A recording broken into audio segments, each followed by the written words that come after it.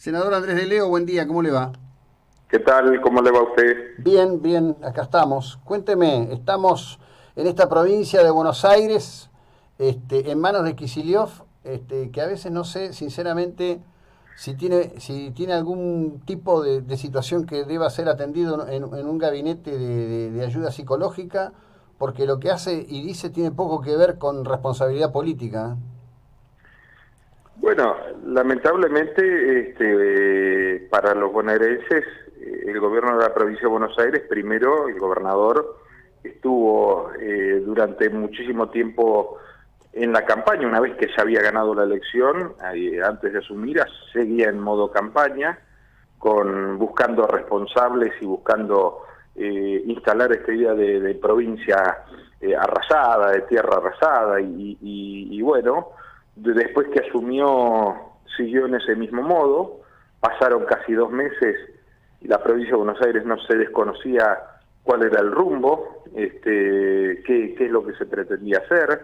eh, y bueno, después vino este tema del coronavirus, que aparentemente encontraron el argumento de la tierra arrasada Ujú. que les permite, digamos, seguir llevando adelante el gobierno de la provincia, de un modo que, si yo le pregunto a cualquier bonaerense, díganme por qué o cuál es el acto de gobierno, o por qué hecho uno debiera recordar estos primeros 6 meses del gobierno de Kicillof, y no encuentra una sola obra ni una sola medida que uno pueda decir, bueno, este gobierno ha hecho o ha mejorado algunas cosas que evidentemente nosotros, cuando estuvimos en el gobierno, no las pudimos hacer o las hicimos mal. Y bueno, el manejo de la pandemia evidentemente ha agravado esta situación, porque nos ha arrastrado a millones de bonaerenses, a millones de argentinos, que hemos hecho un esfuerzo colosal para tratar de colaborar frente a esta amenaza, esta pandemia, que evidentemente es un problema que se ha instalado y es muy fuerte, pero hemos dilapidado 100 días para volver marcha atrás por un desmanejo y una falta de estrategia, y una falta de políticas públicas que hagan que la pandemia se pueda encarar de mejor manera, y sobre todo que los daños colaterales, es decir, los costos que teníamos que hacer, y el control de daños que íbamos a tener, evidentemente no se ha hecho, y estamos sufriendo por eso las consecuencias desde el punto de vista económico, social y psicológico, de volver hacia atrás una medida por un desmanejo del gobernador, fundamentalmente en el conurbano bonaerense. Ahora, en este punto, ¿no? Usted como senador, digamos. Yo vengo hace varios días repasando información, porque, por ejemplo, cada vez que llegamos a esta época del año, a veces un poco antes, un poco después, depende mucho del impacto del clima, hasta prácticamente final de junio tuvimos un otoño muy benévolo, se produce una saturación en los hospitales de la provincia que es histórica, porque se desata la bronquiolitis y se desata la neumonía. No sé en Bahía Blanca, pero acá es casi habitual en los inviernos ver algún artículo periodístico que dice saturación en el hospital, y muestran fotos, gente en los pasillos, en camillas, porque no alcanzan las camas, etcétera, etcétera. Así es. Estamos en ese momento. Entonces, vienen diciendo o vienen anunciando una especie bueno, han dicho que va a haber cuerpos tirados en las calles, como si esto fuera Ecuador, ¿no? Ujú. Y juegan con este tema de la muerte y el espanto todo el tiempo, pero uno no advierte dónde están las respuestas. Por ejemplo, no hay un informe circunstanciado de los testeos. Y dan cifras de testeos, pero que son, no sé, qué sé yo, uno los tendría que ver en algún lado, ese volumen Bueno, de testeo. en este sentido hay muchísimo para decir. En principio, esto que usted habla, es esta idea de que es esto o es la muerte, y el que opina distinto es un agorero de la muerte, prácticamente. Si uno le hace una crítica o una sugerencia, te tildan de anticuarentena, te tildan de que, fíjate, Bolsonaro. En realidad, uno lo que le dice es, no, no, no, yo no me quiero comparar, no nos queremos comparar con Brasil, pero comparémonos con Uruguay, comparémonos con Corea del Sur, comparémonos con Israel, que tuvieron el virus y los primeros contagiados antes que los argentinos, que tienen una población aproximadamente parecida. En el caso de Corea del Sur tiene más gente que nosotros, y sin embargo la estrategia sanitaria ha sido absolutamente mucho mejor que esta en términos de resultados de la pandemia, pero fundamentalmente en términos de que ellos han podido ir ordenando una salida y una apertura y una flexibilización de actividades estratégicas que le ha permitido que los daños de las medidas implementadas no hayan sido tan estrepitosos como el que estamos sufriendo en la Argentina. En segundo lugar, nunca se convocó, nunca hubo una hoja de ruta. Uno lo podía aceptar los primeros días, que había temor, desconcierto, que no había tanta información, pero evidentemente los primeros 20, 25 días, 30 días, debieron ser justamente para ir preparando el sistema sanitario, pero además para ir diagramando una estrategia. Y esto que usted menciona es claro. La Argentina recién empezaron los testeos el 5 de mayo, es decir, 45 días después de haber iniciado la cuarentena. El ministro Goyán, el ministro de Salud de la provincia de Buenos Aires, en el mes de abril, cuando nosotros tuvimos una reunión con él, y ante una consulta mía que yo le hice por qué no se llevaban adelante testeos masivos o políticas de testeos masivos y de rastreo y de aislamiento, como se estaban llevando en otros países, la respuesta fue tajante. Dice, hemos implementado algunos testeos y hemos se ha demostrado que no se incrementan la cantidad de pacientes, de contagios. Es decir, negó que los testeos sirvieran. Y después, al día de hoy, fíjense, hasta hace poquitos días, cuando salió un ranking de testeos, Argentina ocupaba el puesto 131 de 192 países. Es decir, absolutamente retrasados con la cantidad de testeos, y por si fuera poco, el ministro de Salud de la Nación, el día domingo, ante una pregunta que le hizo un periodista de cuántos testeos se hacían en la Argentina, desconocía la cantidad de testeos, o la desconocía o no quiso decir el dato real, y habló que podían ser entre 5.000 y 15.000. La verdad es que una improvisación tras otra, y el presidente ha reconocido, el único remedio que tenemos es la cuarentena.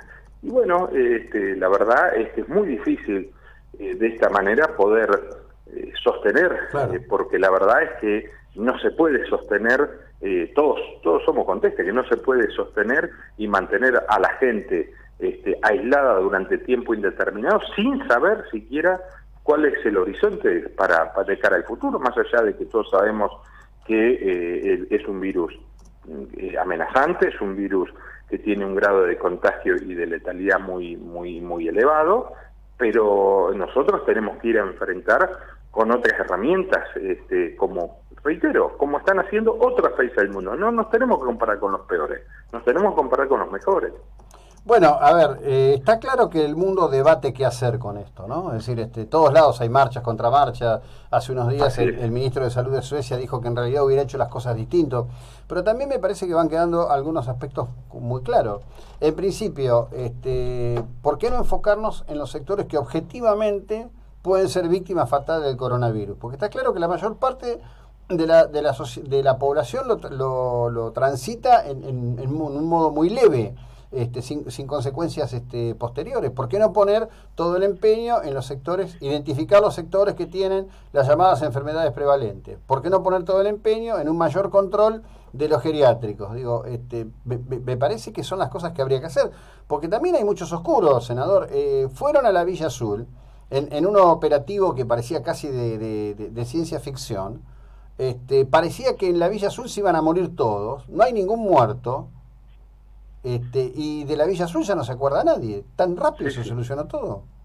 Claramente. Y además, nosotros hemos visto, primero, nunca se convocó a una mesa plural para ver cómo enfocar esta cuestión.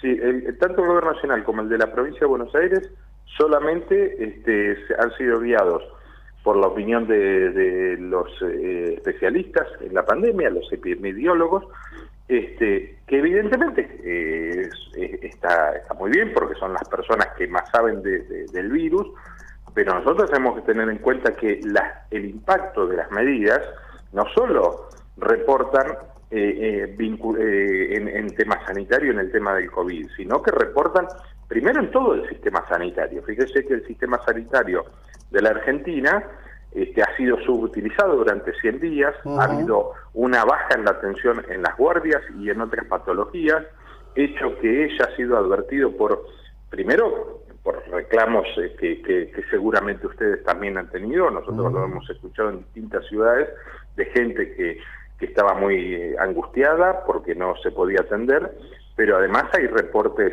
de diversas entidades especializadas y de especialistas que están diciendo y alertando que el riesgo de que esto está ocurriendo, en algunas patologías ya se están viendo las consecuencias, pero por ejemplo el director de la Fundación Favaloro ha advertido que tengamos en cuenta esto porque cuando termine la pandemia y se haga un recuento de todas las consecuencias que hayamos tenido en todo el sistema de salud, nos podíamos llevar una desagradable sorpresa de encontrar que otras patologías habían incrementado el índice de mortalidad mucho más.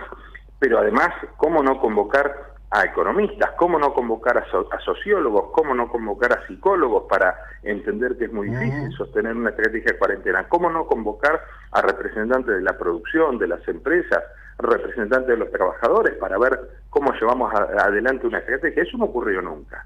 Bueno, pero permítame, pero hay dos aspectos que le quiero citar. Uno que inclusive en su condición de senador usted puede ayudar. Zona sanitaria de Octava de Mar del Plata, por ejemplo, está cerrada, ¿no?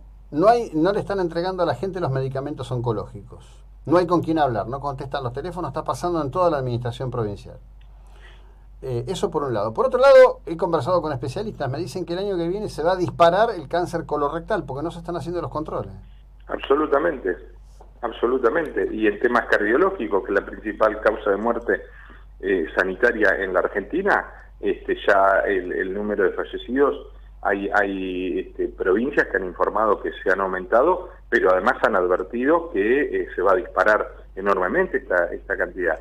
Y digo, pero estas cuestiones tan elementales debieran ponerse en un lugar de opinión y no ponerse, digamos, no sentirse que son solamente quienes toman las decisiones como el general de la batalla que tiene todas las soluciones.